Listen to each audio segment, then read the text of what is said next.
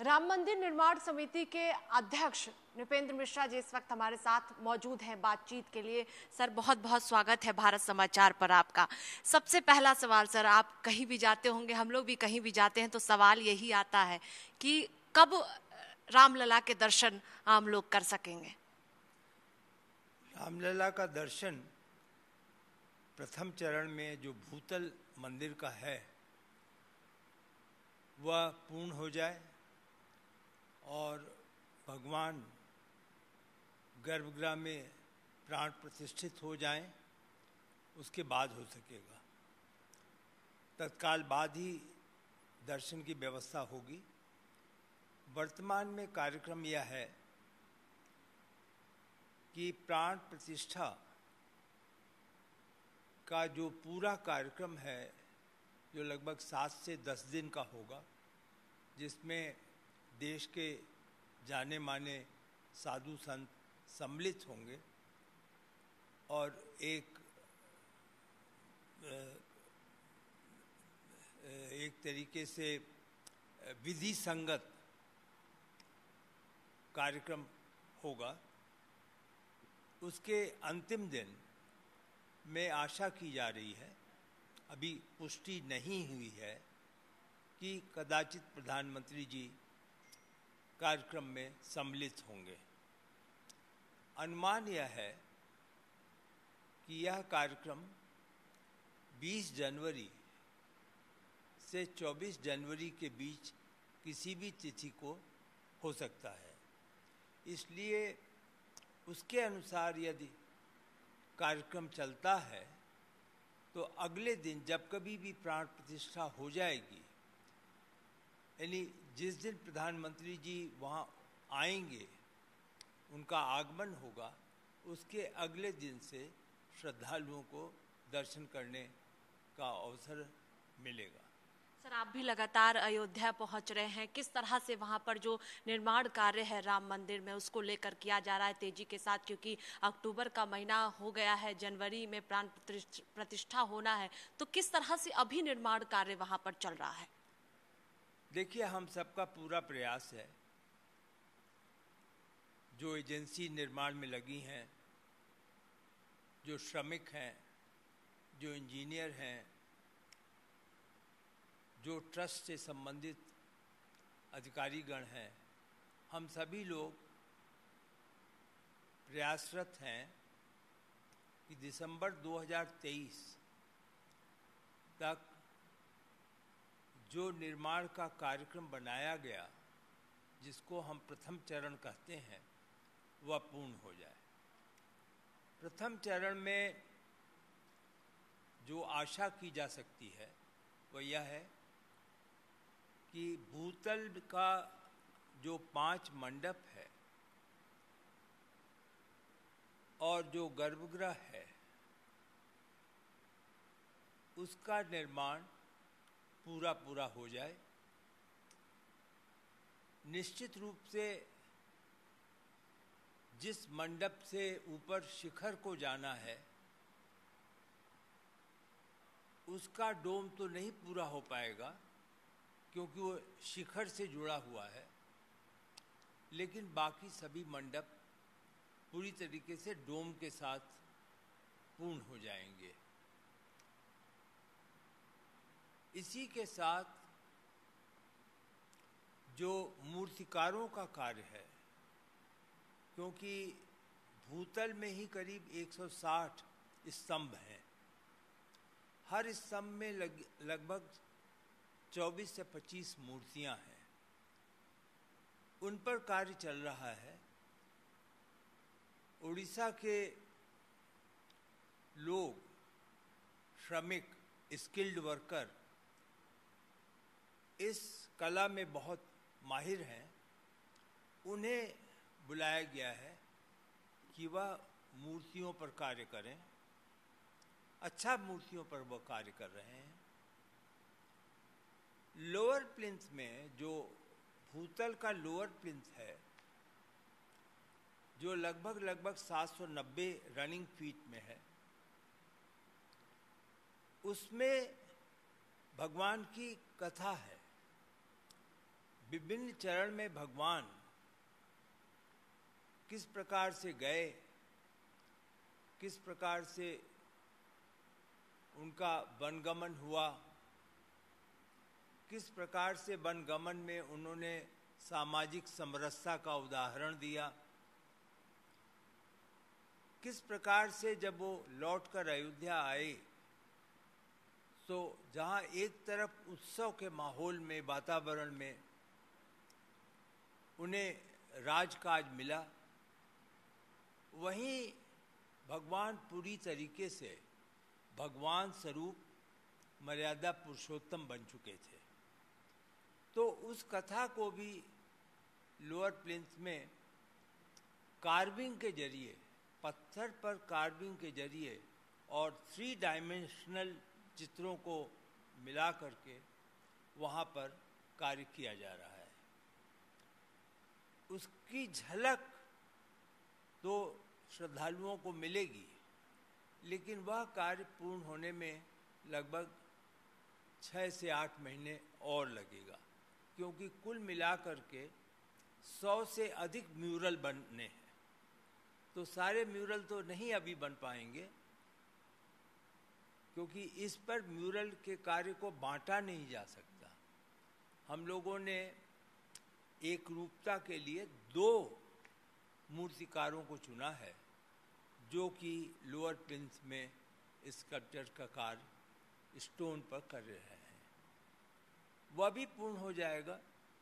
Pilgrimage facilitation centre, जहाँ श्रद्धालुओं का सामान रखा जाएगा, स्कैनिंग होगी, जहाँ होल्डिंग एरिया होगा, जहाँ पर मेडिकल फैसिलिटीज़ होंगी, वह सब भी हम दिसंबर 2023 तक पूर्ण कर सकेंगे। दिसंबर 2024 में पूरा मंदिर बन जाएगा, जब प्रथम स्टोरी और द्वितीय स्टोरी भी पूर्ण हो जाएगी। उसके ऊपर 161 फीट का शिखर भी पूर्ण होगा। तो इस प्रकार से 2 चरणों में मंदिर का निर्माण कार्य किया जा रहा है। हमें पूरा विश्वास है कि प्राण प्रतिष्ठा के समय ट्रस्ट की ओर से श्रद्धालुओं को जो आश्वासन दिया गया है निर्माण कार्य का, और जो आश्वासन दिया गया है कि भगवान अपने अस्थायी मंदिर से नियमित ढंग से गर्भगृह में आएंगे, वो संभव हो पाएगा। सर, यानी जिस तरह से भव्य तौर पर राम मंदिर का निर्माण किया जा रहा है, ठीक उसी तरह जो आम जन है, जो श्रद्धालु है, जो वहां पर रामलला के दर्शन करने जाएंगे, उनका भी जो सुविधाएं हैं उनको लेकर भी आप लोग लगातार जो है वो ध्यान रख रहे हैं।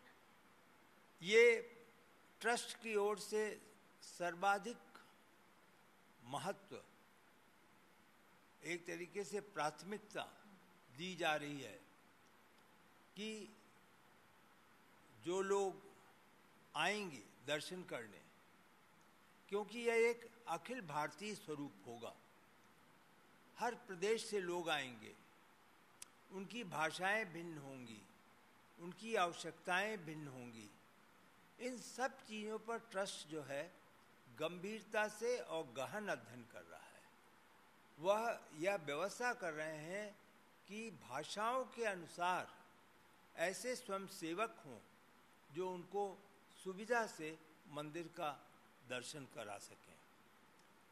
ट्रस्ट यह भी प्रयास कर रहा है कि अयोध्या में चूँकि होटलों की कमी होगी, और जो होटल हैं भी वो एक तरीके से हाई बजट के ग्रुप में, स्लैब में माने जाएंगे, तो श्रद्धालुओं को आम सुविधा किस प्रकार की हो, आप यह अनुमान लगा लें कि जिस प्रकार कुंभ मेले में सुविधाएं दी जाती हैं, उसी प्रकार की सुविधा राज्य सरकार की मदद से और ट्रस्ट दोनों कार्य कर रहे हैं। राज्य सरकार ने वर्तमान में अयोध्या के कार्यक्रम को संभवतः शीर्षस्थ प्राथमिकता दी हुई है, और ऐसा कोई निर्णय नहीं है जो लंबित हो, ऐसी कोई आवश्यकता नहीं है जो पूरी नहीं की जा रही है।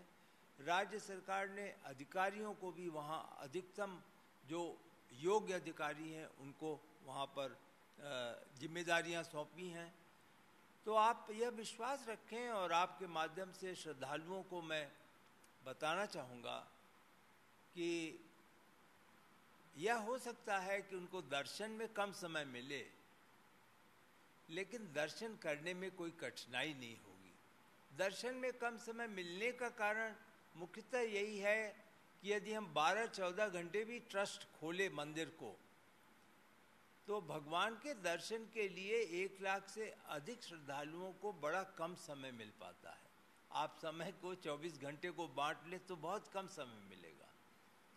तो पूरा प्रयास है कि मंदिर में सब लोग आएं, मंदिर में दर्शन करें, अपने श्रद्धा को अर्पित कर सकें भगवान के समक्ष।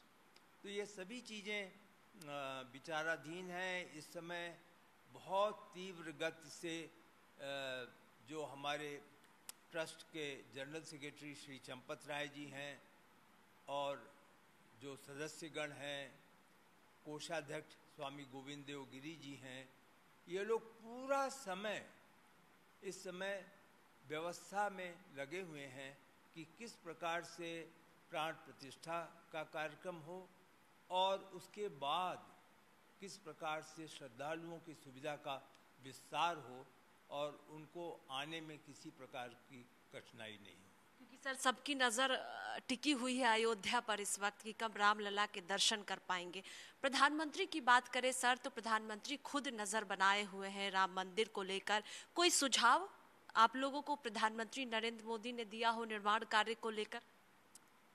देखिए, प्रधानमंत्री जी पूर्ण रूप से इस कार्य को समझते हैं कि ये ट्रस्ट का स्वायत्त शासी संस्था है, वह इस कार्य को पूर्ण करेगी।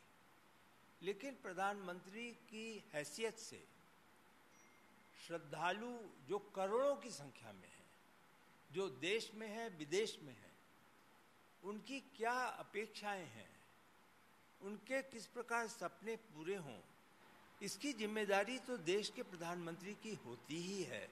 इसलिए यह स्वाभाविक है कि वह जानकारी करें कि पूरा कार्य किस गति से चल रहा है, कार्य के संचालन में किसी प्रकार की कठिनाई तो नहीं है।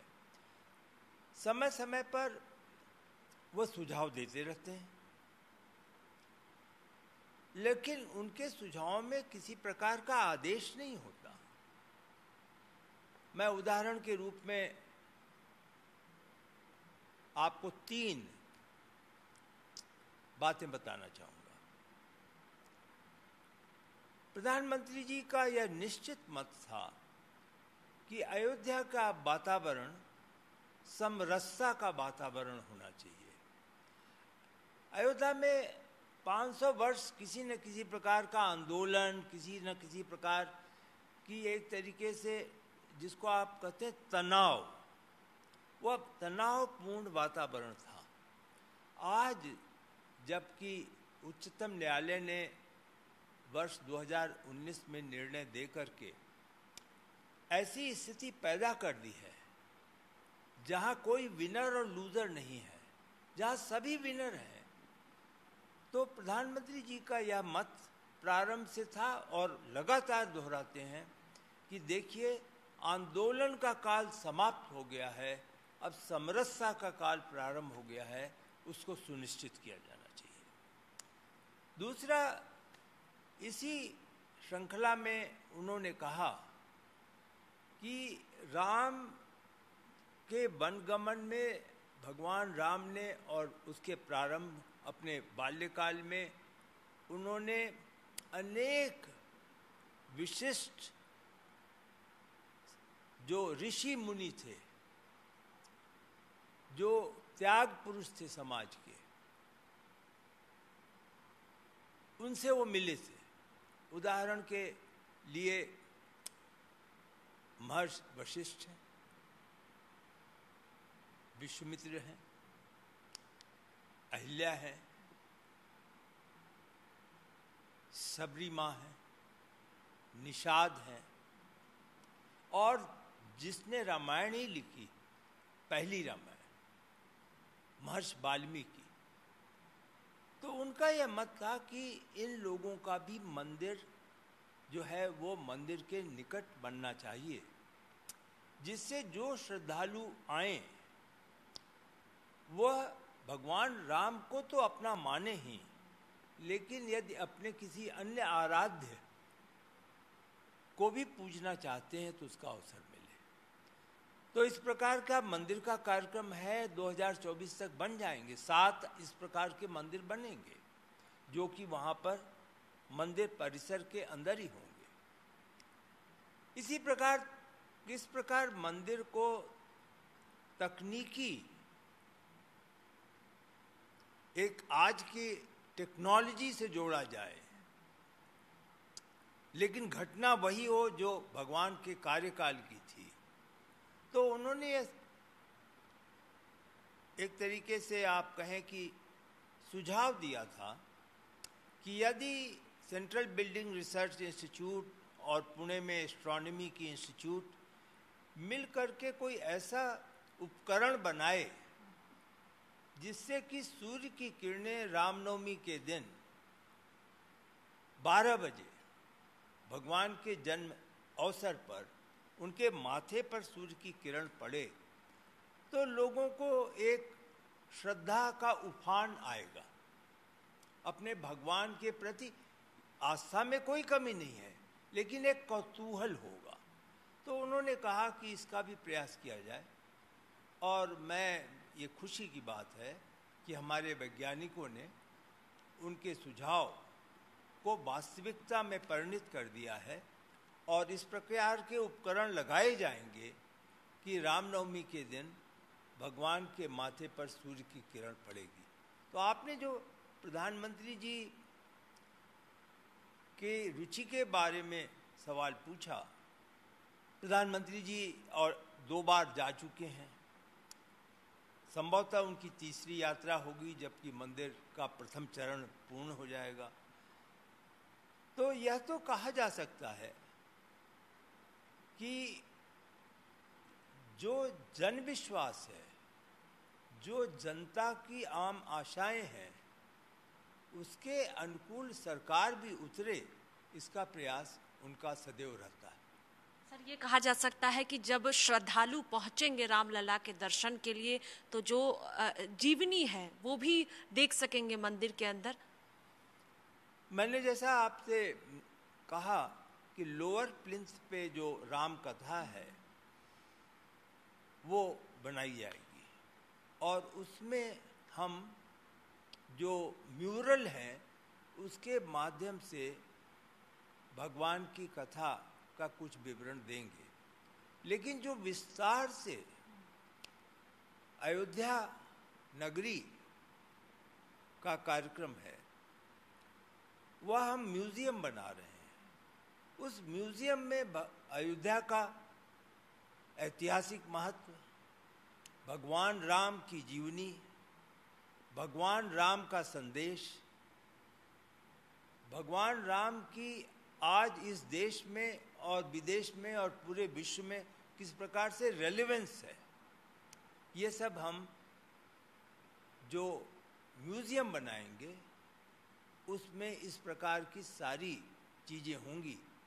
हम लोग भगवान राम का अंतर्राष्ट्रीय एक तरीके से किस प्रकार अनेक देशों में उनके प्रति पूजा या फेस्टिवल मनाया जाता है, या रामायण लिखे गए हैं अलग अलग भाषाओं में, इन सब चीज़ों को हम उस म्यूजियम में रखेंगे।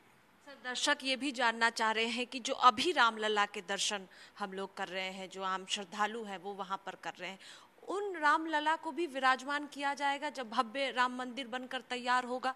जी, गर्भगृह में जो प्राण प्रतिष्ठित राम होंगे, जो रामलला होंगे, उनकी खड़ी मूर्ति होगी, और उनके ठीक समक्ष जो वर्तमान भगवान हैं जिनकी की दर्शक आज अपनी पूजा अर्चना करते हैं, उन्हें भी उसी प्रकार से स्थान मिलेगा। एक सवाल ये भी है कि किस तरह से कठिनाइयां आई जब से आपको जिम्मेदारी दी गई, निर्माण कार्य वहां पर तेजी के साथ चल रहा है, आप लगातार उस पर नजर बनाए हुए हैं। देश दुनिया के जो लोग हैं वो जानना चाहते हैं कि अक्टूबर का महीना हो गया है, किस तरह से कठिनाइयां आई है निर्माण कार्य में। देखिए, इसको कठिनाई नहीं कहते, ये मैं सच्चे दिल से कहूँगा कि चुनौतियां आई, अनेक चुनौतियां आई। इंजीनियरिंग की प्रकृति की चुनौती आई, मटेरियल कलेक्शन की चुनौती आई, समय से सप्लाई आपूर्ति हो उसकी चुनौती आई, विचारों में भिन्नता की चुनौती आई, उसका तालमेल करने में चुनौती आई, श्रमिकों को इकट्ठा करने में चुनौती आई। लेकिन कहीं न कहीं, या तो उचित नहीं होगा कि मैं कहूं कि दैविक आशीर्वाद या दैविक हस्तक्षेप, लेकिन यह अवश्य था लोगों में विश्वास, सभी में और मेरे में भी, कि जिस कार्य में हम जुटे हैं, जिस कार्य को लेकर हम चले हैं, उसमें कठिनाइयां आएंगी, लेकिन उसी के साथ उसी के बगल में सफलता भी जुड़ी होगी जिसकी की पूर्ति हो रही है। बहुत शुक्रिया सर भारत समाचार से बातचीत के लिए। देखिए, साफ तौर पर कहना है कि अब ज्यादा इंतजार नहीं करना होगा। 2024 में रामलला के दर्शन श्रद्धालु कर पाएंगे। इसके साथ ही आम जो श्रद्धालु दर्शन करने जाएंगे उनकी सुविधाओं का भी खास तौर पर ध्यान रखा जा रहा है। कैमरा पर्सन रोहित के साथ स्वाति पाठक, भारत समाचार, दिल्ली।